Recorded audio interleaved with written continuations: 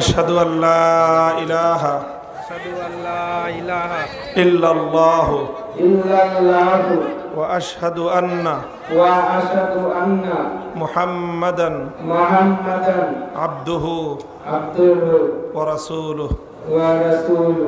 আমি সাক্ষ্য দিচ্ছি যে আল্লাহ ছাড়া আর কেউ ইবাদতের উপযুক্ত নয় এবং আরো সাক্ষ্য দিচ্ছি যে হযরত মুহাম্মদ সাল্লাল্লাহু আলাইহি ওয়াসাল্লাম আল্লাহর প্রেরিত বান্দা ও রাসূল। আল্লাহ কবুল করেন, আমিন। নাম দিয়ে দেন। কি নাম ছিল আগে? শান্ত রায়। প্রান্ত রায়। তোমার নাম সালমান? সালমান ইনশাআল্লাহ। এই আমাদের মুসলমান ভাই নাম ছিল প্রান্ত রায়, হুজুর নাম দিয়ে দিয়েছেন সালমান। এখন থেকে তার পরিচয় সালমান। প্রখ্যাত সাহাবী ছিলেন সালমান। তার নামের সাথে হুজুর এই আমাদের প্রান্ত রায় ভাইয়ের নাম মিলিয়ে দিয়েছেন। বলেন আলহামদুলিল্লাহ।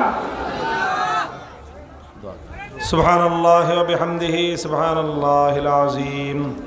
লোক কালেমা পড়ে নাই, বরং উপরন্তু তায়েফের মাঠে আল্লাহর নবীর উপর তারা এমন বর্বর অত্যাচার পরিচালনা করেছে, পাথরের বৃষ্টিতে আল্লাহর নবীর মাথা থেকে পা পর্যন্ত সর্বাঙ্গ শরীর জর্জরিত করে দিয়েছে, ক্ষতবিক্ষত করে দিয়েছে। নবীজি তায়েফ থেকে এসে ক্ষান্ত হয়ে বসে পড়েছেন? না, বসে পড়েন নাই। রক্ত ঝরিয়েছেন, আহত হয়েছেন, ক্ষতবিক্ষত হয়েছেন। তবু আল্লাহর নবী চলার পথ থমকে দাঁড়ায় নাই। তিনি চিন্তা করেছেন মক্কায় হয় নাই, তায়েফে হয় নাই, নতুন কোন জনপদ দেখি। চলে আসলো হজের মৌসুম, মদিনা থেকে 6 জন মানুষ আসলো, নবীজির সঙ্গে সাক্ষাৎ। আল্লাহর নবী দেখলেন এরা নতুন জনপদ, নতুন শহরের লোক, নতুন দেশের লোক, এদের কাছে ইমানের দাওয়াত দিয়ে দেখি এরা কবুল করে কিনা। নবীজি মদিনার 6 জনের কাছে ঈমান পেশ করলেন, সঙ্গে সঙ্গে তারা কালেমা পড়ে মুসলমান হয়ে গেলেন। আল্লাহর নবী দেখলেন নতুন সম্ভাবনার দুয়ার খুলে গিয়েছে। নবীজি এবার সেদিকে মেহনত করা শুরু করলেন। পরের বছর আসলেন 12 জন কালেমা পড়ে মুসলমান হয়ে গেল। এর পরের বছর আসলেন 70 জন কালেমা পড়ে মুসলমান হলো। তারা নবীজিকে অফার করলো যে ইয়া রাসূলুল্লাহ, মদিনার মাটি আপনার এই দ্বীনের জন্য, আপনার এই আদর্শের জন্য উপযুক্ত।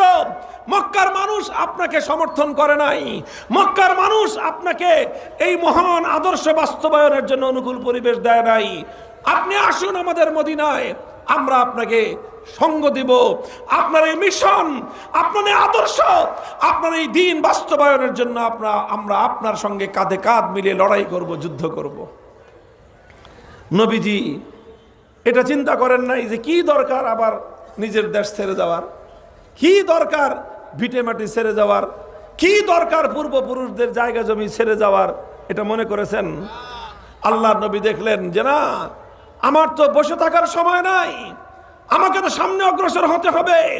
আল্লাহর এই দিন শুধু মক্কায় সীমাবদ্ধ থাকলে চলবে না, এই দিন সারা দুনিয়াতে কায়েম করতে হবে।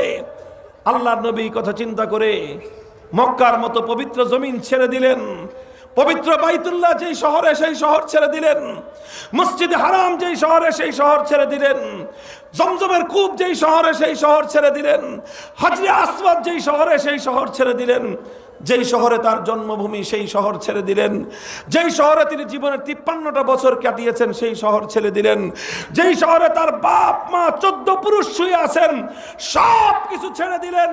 দেশ ছাড়লেন, কেশ ছাড়লেন, বাড়ি ছাড়লেন, ঘর ছাড়লেন, আপনজন ছাড়লেন, জ্ঞাতি ছাড়লেন, গোষ্ঠী ছাড়লেন, সব ছেড়ে শুধু আল্লাহর দ্বীন কায়েম হবে এই আশা নিয়ে আল্লাহর নবী সোনার মক্কা থেকে মদিনার দিকে ছুটে চললেন। হে আমার মুসলমান ভাইরা, আল্লাহর নবীর উম্মতেরা, মনে রেখো এটা আমার নবীর জীবনের সুমহান আদর্শ। যখন তোমার সামনে ইসলাম দাঁড়িয়ে যাবে, যখন তোমার সামনে আল্লাহর নবীর দ্বীন দাঁড়িয়ে যাবে, তখন যখন তোমার সামনে নবী করিম সাল্লাল্লাহু আলাইহি ওয়াসাল্লামের আনিত সুমহান আদর্শ দাঁড়িয়ে যাবে। দুনিয়ার সব ছেড়ে দাও, দ্বীনের মোকাবেলায় যেই দাঁড়িয়ে যাবে তাকে তুমি ত্যাগ করো। ইসলামের মোকাবেলায় তোমার দেশ দাঁড়িয়ে গেলে দেশ ছেড়ে দাও। ইসলামের মোকাবেলায় তোমার আপনজন দাঁড়িয়ে গেলে ছেড়ে দাও।